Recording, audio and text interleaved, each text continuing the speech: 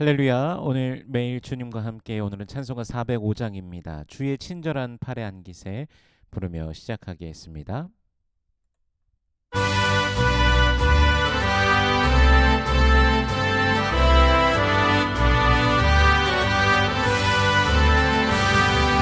주의 친절한 팔에 안기세 우리 마음이 평안하리니 항상 기쁨으로 기대겠네.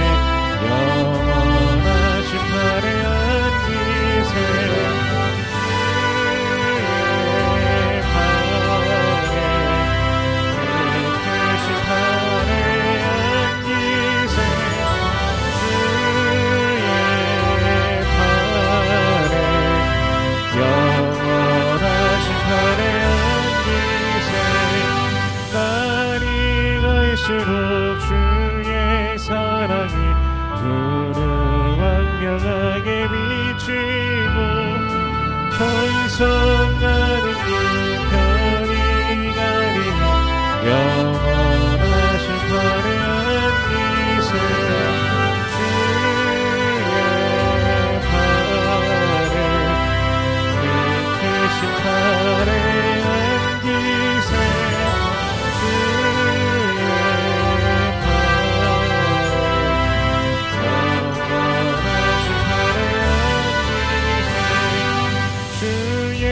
보좌로 나갈 때에 기뻐 찬미 소리 외치고 겁과 두려움 없어지는 영원하신 팔에 안기세 주의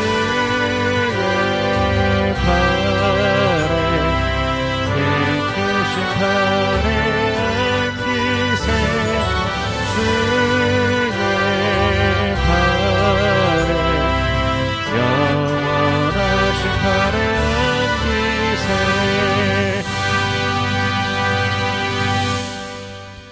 아멘. 오늘 매일 주님과 함께 우리가 함께 나눌 말씀은 욥기 1장 13절에서 22절까지의 말씀입니다. 봉독하겠습니다. 하루는 욥의 자녀들이 그 마다들의 집에서 음식을 먹으며 포도주를 마실 때에 사환이 욥에게 와서 아뢰되 소는 밭을 갈고 나귀는 그 곁에서 풀을 먹는데 스바 사람이 갑자기 이르러 그것들을 빼앗고 칼로 종들을 죽였나이다. 나만 홀로 피하였으므로 주인께 아뢰러 왔나이다. 그가 아직 말하는 동안에 또 한 사람이 와서 아뢰되 하나님의 불이 하늘에서 떨어져서 양과 종들을 살라버렸나이다. 나만 홀로 피하였으므로 주인께 아뢰러 왔나이다. 그가 아직 말하는 동안에 또 한 사람이 와서 아뢰되 갈대아 사람이 새 무리를 지어 갑자기 낙타에게 달려들어 그것을 빼앗으며 칼로 종들을 죽였나이다. 나만 홀로 피하였으므로 주인께 아뢰러 왔나이다. 그가 아직 말하는 동안에 또 한 사람이 와서 아뢰되 주인의 자녀들이 그들의 마다들의 집에서 음식을 먹으며 포도주를 마시는데 거친 들에서 큰 바람이 와서 집 내 모퉁이를 치매 그 청년들 위에 무너짐으로 그들이 죽었나이다. 나만 홀로 피하였으므로 주인께 아뢰러 왔나이다 한지라. 욥이 일어나 겉옷을 찢고 머리털을 밀고 땅에 엎드려 예배하며 이르되 내가 모태에서 알몸으로 나와 싸운즉 또한 알몸이 그리로 돌아가올지라. 주신 이도 여호와시오 거두신 이도 여호와시오니 여호와의 이름이 찬송을 받으실지니이다 하고 이 모든 일에 욥이 범죄하지 아니하고 하나님을 향하여 원망하지 아니하니라. 아멘. 잠시 기도하겠습니다. 은혜로우신 주님 감사합니다. 우리 주 예수 그리스도의 놀라우신 은혜와 사랑, 그 십자가 사랑 보혈의 능력으로 우리를 죄와 사망의 권세에서 건져내 주시고 영원한 생명을 주시니 감사합니다. 오늘도 성령 안에서 우리를 날마다 돌보시고 지키시고 인도하여 주시니 감사합니다. 그 사랑에도 불구하고 은혜에도 불구하고 때로는 죄악 속에 빠져 세상의 미혹 속에 빠져 허덕이는 우리의 모습을 발견하기도 합니다. 주님 용서하여 주시옵소서. 이 시간 우리를 새롭게 하여 주시옵소서. 주님만 바라며 주님만 기대하며 주님만 소망하며 믿음으로 걸어가는 주의 백성들 되게 하여 주시옵소서. 주의 말씀으로 늘 우리를 채워 주시옵시고 말씀에 순종하며 주님의 그 신실하심을 닮아 우리도 성실함과 신실함으로 주님을 섬기며 믿음으로 걸어가는 인생 되게 하소서. 이 시간 말씀을 대합니다. 성령께서 친히 말씀 조명하여 주시사 깨닫게 하시고 아멘으로 화답케 하시며 순종케 하시며 하늘로부터 내려오는 신령한 복을 누리는 모든 주의 백성들 되게 하여 주시옵소서. 감사드리며 예수님 이름으로 기도드립니다. 아멘.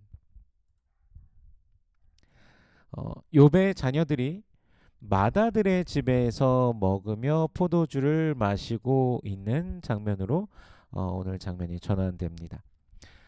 평소와 같은 일상을 지내고 있는 것이죠. 또 자녀들이 함께 모여 있는 것도 참 좋아 보입니다. 우에 있는 모습으로 함께 그 자녀들이 욥의 자녀들이 이렇게 있는 모습이죠. 그런데 일꾼 하나가 갑자기 욥에게 와서 소로 밭을 갈고 나귀는 풀을 먹고 있었는데 스바 사람들이 와서 빼앗고 다른 종들은 다 죽이고 자신만 남아왔다라고 합니다. 이 안타까운 갑자기 이게 무슨 일인가 싶은 이때 그가 말을 다 마치지도 않았는데 다른 일꾼이 와서는 하나님의 불이 하늘에서 떨어져서 양과 종들을 살라버렸고 자신만 홀로 남았다라고 그렇게 합니다. 또 다른 사람이 옵니다. 근데 그 사람은요, 갈대아 사람 세 무리가 갑자기 낙타떼에게 달려들어서 모두 끌어가고 종들을 칼로 죽였고 자신만 살아남았다라고 합니다. 이 사람이 아직 말을 다 마치지도 않았는데 또 다른 사람이 옵니다. 주인, 즉 욥의 자녀들이 마다들 집에서 음식을 먹으며 포도주를 마실 때 아까 13절에서 나온 내용이죠. 자녀들이 마다들 집에서 모여서 먹으며 포도주를 마시고 있는데 갑자기 강풍이 불어서 강한 바람이 불어와서 집 내 모퉁이를 쳐서 집이 무너졌다라고 합니다. 그리고 그곳에서 모두 죽고 자신만 살아남았다라고 그렇게 말합니다. 성경을 읽고 있는 우리는 이 상황이 왜 일어났는지 알고 있죠. 그러나 지금 이 상황을 겪고 있는 욥은 이유를 전혀 알지 못합니다. 하나님을 경외하며 순종과 성실함을 드리며 1절에서 말씀하듯이 욥은 온전하고 정직하여 하나님을 경외하며 악에서 떠난 자입니다. 즉 지혜로운 자입니다. 하나님을 아는 지혜, 하나님을 섬기는 지혜자로서 살아가고 있는 욥에게 닥친 엄청난 시련, 고난, 고통인 것이죠. 한순간에 재산이 다 없어지고 자녀들도 다 죽게 된 이러한 상황. 이 고통을 어떻게 말로 다 표현할 수 있을까요? 어제 본문에서 사탄은요, 욥이 하나님을 경외하며 하나님 앞에 의인으로 살아가고 있는 이유를 하나님께서 베풀어 주신 모든 부와 형통함으로 인함이다라고 그렇게 말했습니다. 그렇다면 사탄의 관점에서 본다면 지금 욥은요, 하나님께서 자녀들과 종들과 그의 가축들도 다 거두어 가신 이 상황에 더 이상 의인의 모습을 보여서는 안 됩니다. 하나님을 향해서 원망해야 되는 것이죠. 그러나 욥은 어떠한 반응을 일으킵니까? 20절과 21절 말씀 다시 한번 읽어보겠습니다. 욥이 일어나 겉옷을 찢고 머리털을 밀고 땅에 엎드려 예배하며 이르되 내가 모태에서 알몸으로 나와 싸운즉 또한 알몸이 그리로 돌아가올지라. 주신 이도 여호와시오 거두신 이도 여호와시오니 여호와의 이름이 찬송을 받으실지니이다 하고. 아멘. 겉옷을 찌는 것은 극심한 고통의 표현입니다. 게다가 머리를 미는 것도 통곡의 행위입니다. 그 가장 표현할 수 있는 자신의 그 모든 것을 다해서 그 고통을 지금 표현하고 있는 것이죠. 일반적으로 선지자가 전달하는 하나님의 말씀을 듣고 회개함을 표현하면서 옷을 찢는 장면을 우리가 구약성경에서 종종 보지 않습니까? 근데 욥의 경우는 어떻습니까? 그런 경우와 좀 다르지 않습니까? 사실 엄밀히 생각해 본다면 하나님께서 인정하신 의인이지 않습니까? 근데 지금 그가 이 상황에 어떤 회개할 것이 있었단 말인가요? 그런데 자신이 당한 그 처참한 상황 중에 그가 하나님 앞에 겸비하며 고통 속에 괴로움 속에도 그는 옷을 찢으면서 땅에 엎드려 무엇한다고 되어 있습니까? 예배한다고 되어 있습니다. 하나님을 예배한다고 합니다. 하나님을 향하여 원망하고 불평하는 것이 아니라 오히려 하나님을 하나님 앞에 꿇어 엎드려 예배하고 있는 놀라운 그 신앙의 모습을 보여주고 있는 것이죠. 그러면서 어떻게 고백합니까? 주신 이도 여호와시고 거두신 이도 여호와시니라고 하면서 여호와의 이름이 찬송받으실지어다. 이 상황 중에서도 오직 주님만 높이고 있는 것입니다. 그 모든 근원, 그 모든 것을 허락하신 분이 바로 하나님이시고 자신의 그 태어남조차도 주관하신 분이 하나님이시고 하나님께 모든 주권이 있고 지금 나에게 일어난 이 일들 모든 상황 속에서 내가 다 어찌할 수 없고 어떤 향방을 가지고 생각해야 될지 대해야 될지도 모르는 바로 이때 그럼에도 불구하고 영광 받으실 분, 찬송 받으실 분, 모든 주권 주님께 있으므로 우리 하나님께서 영광 받으소서, 찬송 받으소서라고 고백하고 있는 것입니다. 이런 고백을 할 수 있는 사람이 과연 얼마나 될까요? 사탄은 이것을 통하여서 그가 하나님을 원망하게 하려고 했지만 오히려 욥은 하나님을 찬양하고 있는 것입니다. 그분의 주권을 완전하게 인정하기 때문인 것이죠. 하나님께서 하시는 그 모든 것은 하나님의 뜻대로 하시는 그 모든 것이 다 선합니다. 주님 영광 받으소서라고 고백하고 있는 욥의 모습인 것이죠. 우리도 이러한 마음과 이러한 생각으로 우리가 살아가야 되지 않겠습니까? 하나님께 주권이 있다라고 하면서도 때로는 하나님 왜 이러십니까? 하나님을 향하여 불평하고 또 원망하기도 하는 그런 우리들의 모습이 혹시 있지는 않습니까? 오늘 22절 말씀에요. 이 모든 일에 욥이 범죄하지 아니하고 하나님을 향하여 원망하지 아니하니라 말씀하고 계십니다. 이 원망에 해당하는 단어를 원어 성경에서 보면요. 티플라라는 단어가 사용이 됩니다. 히브리어 티플라라는 단어인데요. 이 불미스러움, 부적절함, 꼴사나움이라는 뜻을 가진 단어입니다. NIV 성경에서는 이 단어를 wrongdoing이라고 번역하였고 ESV에서는 wrong으로 번역합니다. 그래서 이제 새 번역에서는 이 22절 구절을 이렇게 번역하고 있습니다. 이렇게 욥은 이 모든 어려움을 당하고서도 죄를 짓지 않았으며 어리석게 하나님을 원망하지도 않았다라고 번역합니다. 즉 하나님 앞에 어리석은 행위를 하지 않았다라는 것이죠. 부적절한 행위를 하지 않았다라는 것이죠. 당대의 의인으로서 하나님을 알고 하나님을 경외하고 하나님을 섬기는 자로서 그 안에 주님으로 가득한 지혜가 있는 자로서 그는 하나님 앞에 어리석은 행위를 하지 않은 것입니다. 그 모든 것을 하나님께서 그 모든 것을 단번에 다 가져가셨음에도 불구하고 그가 하나님 앞에 어떻게 있어야 되는가, 어떤 모습으로 있어야 되는가, 그리고 하나님은 어떤 분이신가 라는 사실을 그 안에 품고서 어리석은 행위를 하지 않은 것이죠. 사탄의 입장으로 봐서는 하나님을 원망하는 것이 당연하죠.